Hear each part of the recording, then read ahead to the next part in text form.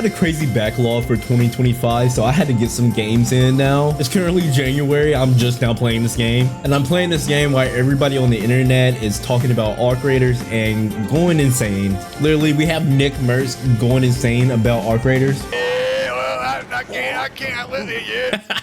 As I say that, the Kingsman drama literally happened. I don't know what's happening.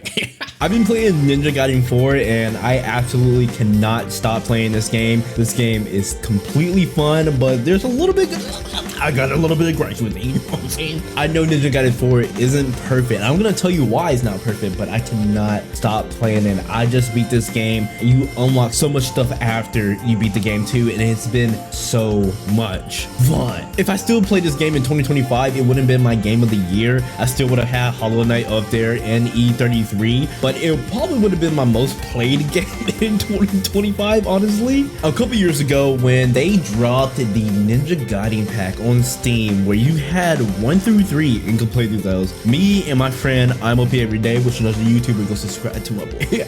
We actually got that. Well, he got that, and I had Game Pass and they dropped it on Game Pass. Played through all of them, great. I found out with this game, I was like, oh, I got to the deep dive of Ninja Gaiden with its arcade mode, the other games that they have in it, even the originals that you have to go like on a 360 to go get and go play. I know some people get like an Xbox X to go play it for backwards compatibility, but you know, I have a S.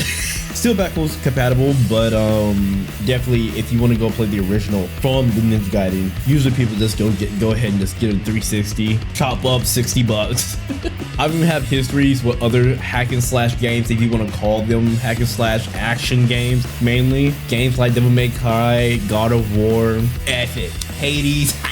More of an action RPG game, especially Devil May Cry. Now, this game was developed by Platinum Games and it was overlooked by Team Ninja. Then, of course, Microsoft was over them. This is very important, very important. I saw a couple of previews about this game when it came in for like Games Awards. It got previewed in and everything like that. I think past Ninja Gaiden games are definitely harder than Ninja Gaiden 4, but if you play on master difficulty, you can witness the hardness of it getting hit in 2 times, which I don't think that is necessarily relevant to have that in the game just for how the game was made. I will get to that. Before I get to that, let's talk about the good and the stuff that I love, the combat. The reason why this works in this game particularly, we have a new character, Yamiko. When you play with Yamiko, he is fast, he is young, instant feedback, tight inputs. The only really critique I have with combat is that when we go against these enemies, these bosses, it gets kind of stiff. You can't cancel out the moves, so you can instantly block, instantly parry. The parry is built into the moves, which is fine if you play games like Devil May Cry 4, which this game really is a lot to compare to. When you see in Ninja Gaiden 4, they use a lot of comparisons. Instead of going back to the original Ninja Gaiden, they instead took inspiration from other games like Devil May Cry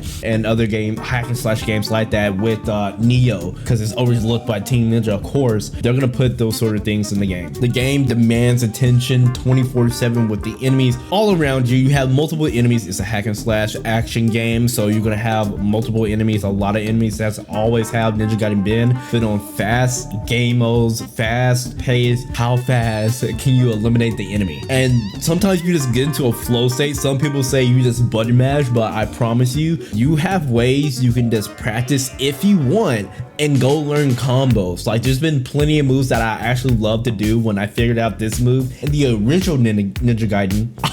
I just love that move so much. It's amazing. With the combat like this, where it's just you keep on going, you keep on going. They even have like a Berserk and Gleam mode. With this mode, it does like an extra heavy hard attack with some special animations. I forgot the word that is called in game, but when you activate your special, especially if you play on a controller with L3 and R3, oh my gosh, it's the True Gleam mode, whatever it's called. Dude, they have an amulet where you can actually put on, where you can just randomly, whenever you finish characters, it goes into that mode. It has a crazy cool finish. It's amazing. They really have a lot of core elements from the original Ninja Gaidens that you see, moves that I had in this game, moves that I did in this game. But like I said, they take a lot of inspiration from Devil May Cry, Solstice. As I thought the area in the arena was kind of bland, and we get into some different different biomes and sections, but majority of the time it was the same look everywhere you went. It was so same. Even the open world parts, like everything looked a little bit too similar. I would have loved if we would have had that mixed up a little bit more. In terms for the main character, Yamako, the new main character, which I'm fine with, by the way. If I'm fine if when games add new characters, I would love to see the originals, of course, but as long as the character is fun, I'm fine with. He has fun weapons. I thought we would get a little bit more, but each weapon selection that you get from Yamako is completely fun, and I enjoyed every single one of them. Right here, I'm gonna spoil a little bit because you do get to play as Ryu, but his part is towards the end game, and it's only 5 chapters at the end, 4 or 5 chapters at the end, and then you replay the parts that you went through with Yamako, but it's just 7 years earlier, which is fine. But I think when in terms of story, it would have been stronger if they did something like similar to like maybe Miles Morales and Peter Parker, how it was simultaneously and you switch in between them. I'm fine with a linear platform game, but this still could have worked in that way and made it a linear story, or a story where you just jump in back and forth each chapter, every other chapter, which kind of messed with the pacing a little bit. But when you get towards the end, it goes fast. Speaking about Ryu, when you play as this character, he feels like a master ninja. They literally said it in the games, the legendary master ninja. That's what he feels like. He is fast, he is smooth.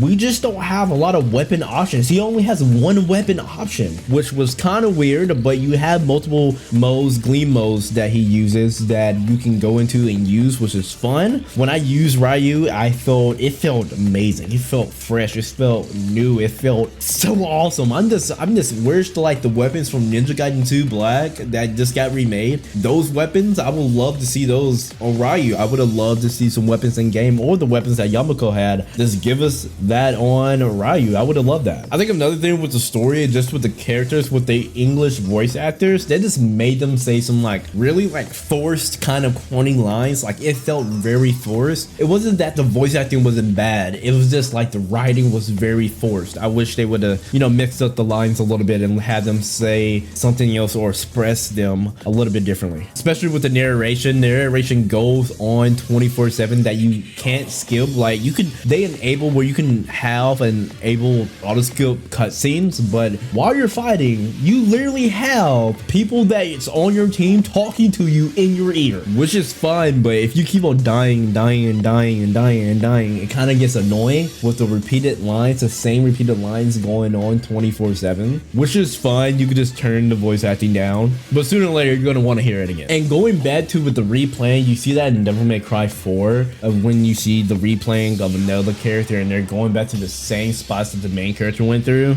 It's not a deal breaker. I just think they could have done it a little bit differently. Regardless of all of that, I just had so much fun with this game. I think they did a lot of good points. They took a lot of inspiration for other games. Like I said, Team Ninja was over this game. So games like Neo 2 that definitely took a inspiration from, because they have an indicator on Neo 2, or like in Sekiro, when a red indicator pops up and that's the time for you to counter, which you can counter with your gleam attack or your special mode in this game with Yamako and Ryu. It's just great. I think that's great. I love those gameplays and those game moves. Is the combat with that, it's absolutely great. And when you come to a Ninja Gaiden game or a hack and slash game, you are there for the action. Most of the time you're not there for the narrative, but as you see, just like in the end of Ninja Gaiden 4, it's like a Devil May Cry ending.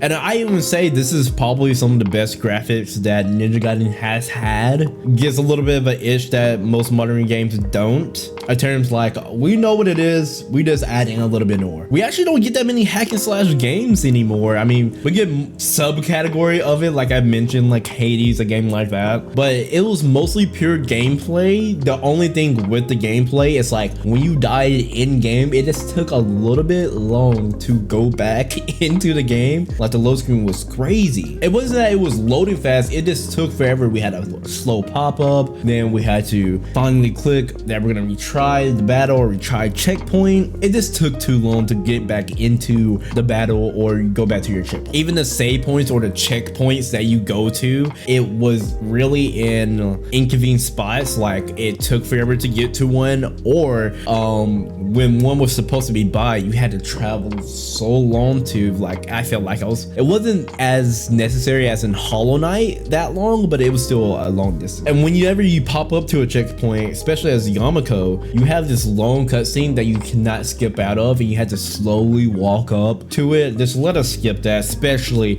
if we die and we didn't get to touch it first. Let's cut that. I think this game is one of my favorites out of the Ninja Gaiden titles. It's pretty much up there. I do think it's one of the easiest out of the old original games, but this game is supposed to be arcadey. It's supposed to be action, high action, fun. That's what it's supposed to be. So I'm not expecting the most narrative story driven, the best acting out of this game. Sometimes the game just needs to feel good, and that's what this game is. It doesn't have to be top of the tier perfect. Of course, I am expecting the team and the developers to give 100%, but Ninja Gaiden 4 isn't game of the year for me, but it's definitely gonna stay in my mind for some years. I think it's fair if you don't like this game, or if you do like this game, I think there's plenty of reasons. Why did I say that? I think there's plenty of reasons for your own opinion to not like it or to like it. It's flawed, but it's brutal and addictive, and I love it. And it was just completely satisfying playing this game, eliminating enemies, eliminating bosses. It was just satisfying. So yeah, I just completed Ninja Gaiden 4. Let me know what game you want me to play next. And yeah, I hope everybody has an amazing day. Let me know how you feel about Ninja Gaiden 4. I think everybody completely forgot about this game, and you should go try it out if you haven't. It's very fun. It's not a 10 out of 10, but I guarantee you'll have some fun with this action game. So yeah, make sure you hit that like button and subscribe, and let's get to 10,000 subscribers.